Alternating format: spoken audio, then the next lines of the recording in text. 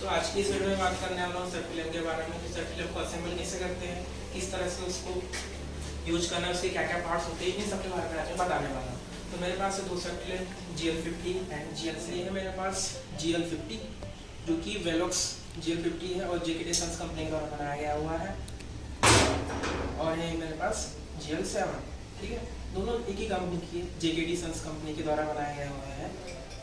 तो चलिए शुरू करते हैं, इसको असेंबल कैसे करते हैं। तो ये है मेरा इलेक्ट्रोमैग्नेटिक होगा है, ठीक है। इसकी वजह से क्या होगा, खुलेगा। इसका ये मैग्नेटिक लॉक है, ये सर्पिलम का, जिसकी वजह से क्या होता है कि कोई भी अनऑथराइज्ड पर्सन जो अंडरग्राउंड माइंस में से खोल ना सके, कोई भी व्यक्ति किसी भी अनजान तरीके से या किसी भी तरह से खोल ना सके। ये इस तरह से एक सेफ्टी का काम करता है, मेन सेफ्टी का पर्पज इसका, ताकि कोई खोल ना सके। ये मेरा GL7 है, इसे हम असेंबल करने वाले हैं, ठीक।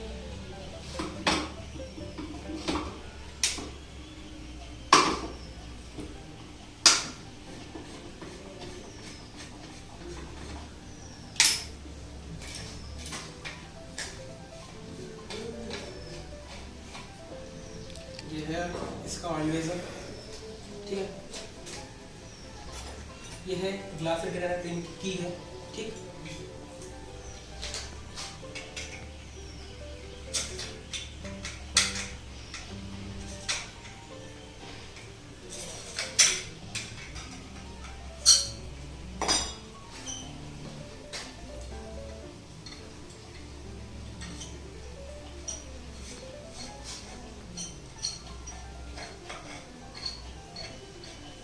ये है ग्लास रिटेनर, ठीक है।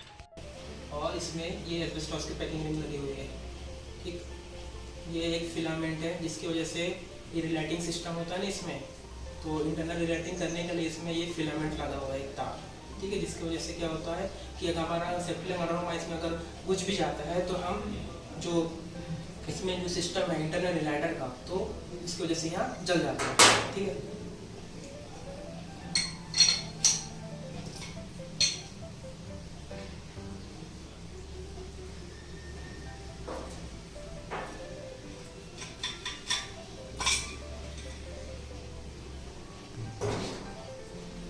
ये है आपका गेज और ये पैकिंग रिंग, ठीक है। बात करते हैं इसके पार्ट्स के बारे में, ठीक है। तो ये आपका हैंडल है, ठीक है। ये हुड है, इसका काम क्या है कि पानी वगैरह या कुछ भी पत्थर वगैरह गिरने से रोकने से बचाने के लिए बनाया गया है, जो कि फ्लैट है, ठीक है। और ये इसका आउटलेट हो, यानी कि यहाँ से आपका धुआं निकलेगा, ठीक। यहाँ से आपका धुआं निकलेगा, ठीक है। और ये इनलेट होल, ये इसके नीचे जो है आपका इनलेट होल है, ठीक। ये बोनट है जो कि स्टील का बना हुआ होता है और ये DGMS का लोगो लगा हुआ है, ठीक है।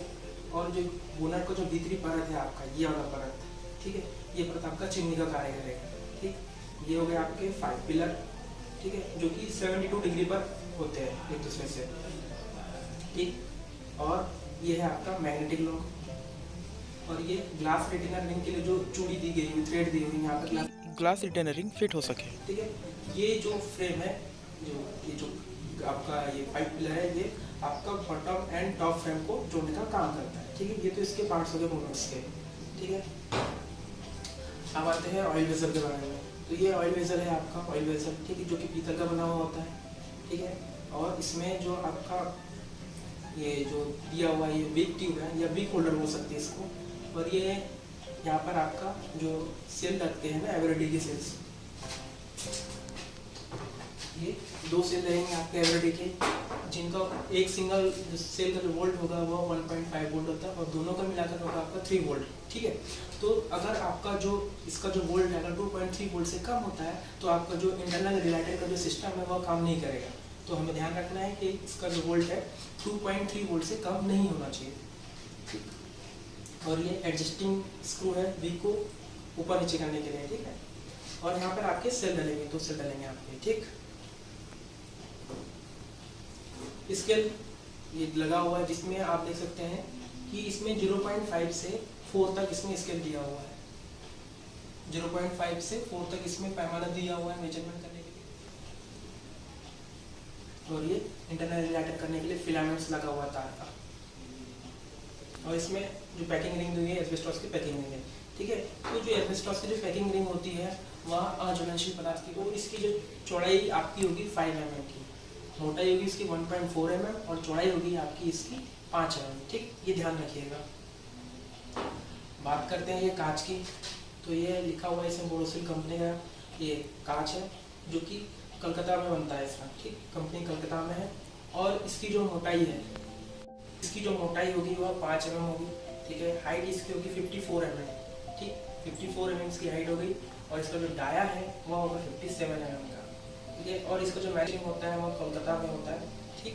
तो हमें कहीं भी जो है जो नकली सामान जो होते हैं या किसी अदर कंपनी का हमें इसमें यूज नहीं करना। जो इस कंपनी जो DGMS से अप्रूव्ड है हमें उसी के सामान यूज करना है, जैसे गेज हो गए, एस्बेस्टॉस की पैकिंग हुई, ग्लास हो गया, तो हमें उसी कंपनी का यूज करना है जो DGMS का अप्रूव्ड किया हुआ है, किसी अदर कंपनी का यूज नहीं करना है, यहाँ ध्यान रखिएगा, ठीक।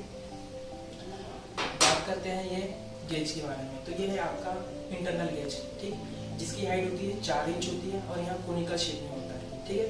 4 इंच की कोनिकल शेप का होता है, 28 बेस की जाली होती है, यानी कि 1 इंच में आपके 28 छिद्र होंगे, ठीक। तो 1 इंच इसके में कितने होंगे आपके टोटल जो होल होगी वह 784 होंगे आपके, ठीक, होलों की संख्या, ठीक है। और इसमें जो तार की मोटाई जो होगी, इसमें जो तार की मोटाई है 0.4 mm की होगी, ठीक है, 0.4 mm। और जो आपका ये एक्सटर्नल गेज, इसकी हाइट होगी आपकी 4.5 इंच, ठीक।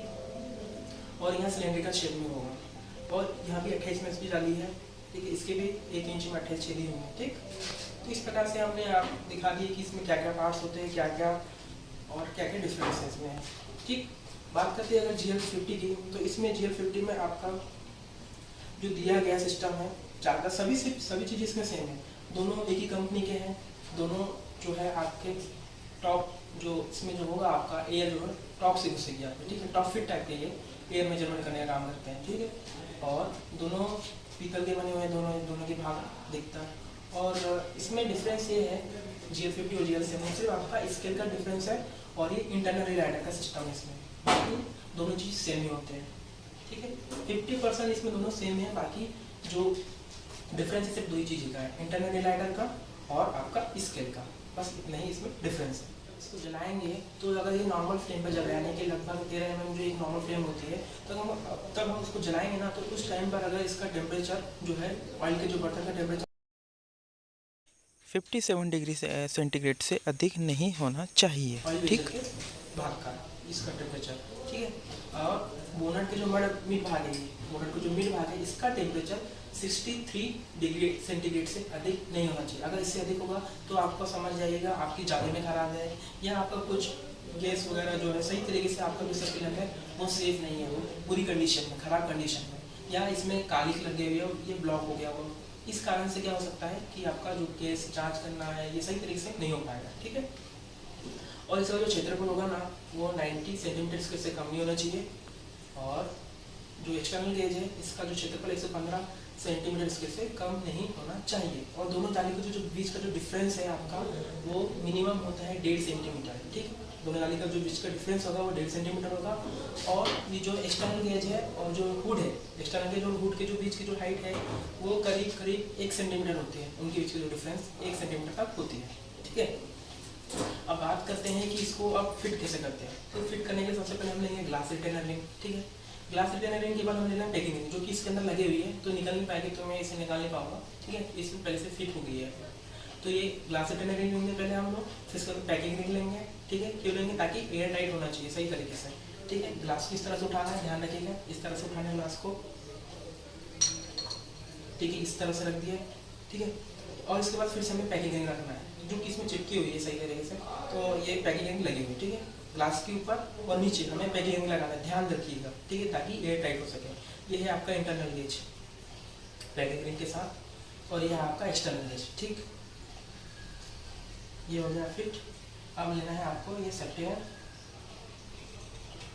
इस तरह से, और आपको घुमाने जाना है,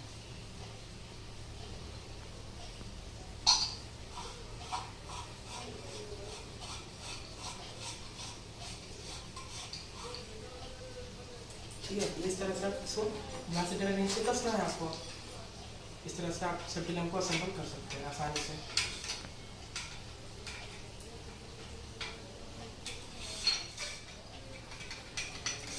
ध्यान रखिए कि इसको हमें पूरा टाइट करना ताकि यह कहीं से भी पास ना हो। अच्छी तरह से टाइट कसना इसे, ठीक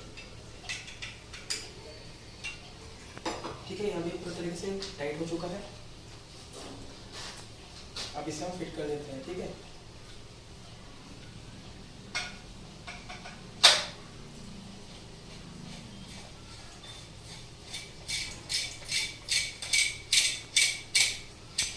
इस तरह से यहाँ फिट हो गया, अभी लॉक हो चुका है पूरा तरीके से। अब इसे मैं खोलने की कोशिश भी करूँगा ना तो नहीं खुलने वाला है, क्योंकि ये मैग्नेटिक लॉक की वजह से फंस चुका है कांटे इसके, ठीक। इस प्रकार से हमने देखा कि GL7 को किस प्रकार से हम लोग खोलते हैं, फिट करते हैं, ठीक है। इस प्रकार से हमें इसको GL50 की डिफरेंस की, तो GL7 और GL50 में सिर्फ 2 ही डिफरेंस है। इसमें स्केल लगा हुआ है, ये स्केल लगा हुआ है, और ये इंटरनल रिलाइटर सिस्टम लगा हुआ है, जिसकी वजह से हम लोग इसको माइंस में भी अगर बुझ जाता है आपका सेफ्टी लैम्प तो वहाँ पर आसानी से जला सकते हैं, ठीक। जबकि इसमें क्या होता है, इसमें किसी भी प्रकार का इंटरनल रिलाइटर नहीं लगा और ना ही इसमें स्केल है। तो इन दोनों का डिफरेंस भी आसानी से पहचान सकते हैं हम लोग कि जिसमें स्केल लगा हुआ वह GL आपका 7 है, और जिसमें स्केल नहीं लगा हुआ है वह आपका GL50 है, ठीक है। तो दोनों का जो कैंडल पावर होगा आपका 1.2 होगा, और इनका जो वेट है, जो GL50 का वेट है, अगर इसमें ऑयल भर के, फुल ऑयल भर के 70 cc भरते हैं ना इसमें, तो फुल ऑयल भर के इसका जो वेट होगा 1.65 किलोग्राम तक हो सकता है, ठीक। ये हो गया। अपने जांच करना है अगर आपको, तो ये जांच करते समय आपको ये ध्यान रखना है कि हमें इसकी नज़र ऐसे रखना है, सीधे रखना है, ऐसे इस टाइप से धीरे धीरे धीरे ऐसे उठाते रहना है। जहाँ पर भी आपको गैस मिल जाती है तो लो बढ़ने लगेगी, तो वहाँ समझ आएगी गैस है, तो हमें धीरे धीरे फिर वहाँ से वापस करना है। हमें आगे बढ़ने नहीं जाना है, आपको नहीं पता कि वहाँ कितने गैस से गिरने हैं। जहाँ आपको गैस मिल जा रही है तो आपको धीरे धीरे धीरे धीरे ऐसे ऐसे नीचे लाना है और इनटेक में आना है, फिर शेयर में आना है, ठीक है। इस तरह से आप गैस की जांच करेंगे, तो इस चीज़ को भी ध्यान रखना है। अगर जहाँ गैस मिल रही है तो हम समझ जाए कि वहाँ गैस है, तो हमें ज़्यादा जांच करने की जरूरत नहीं है, नहीं और ना ही परसेंटेज जांच करना है हमें, क्योंकि वहाँ गैस का खतरा हो सकता है, एक्सप्लोजन हो सकता है, कुछ भी हो सकता है, तो ध्यान रखिए, ठीक है। तो आज के लिए बस इतना ही, धन्यवाद। Thanks for watching. If you like this video, please like, share and subscribe.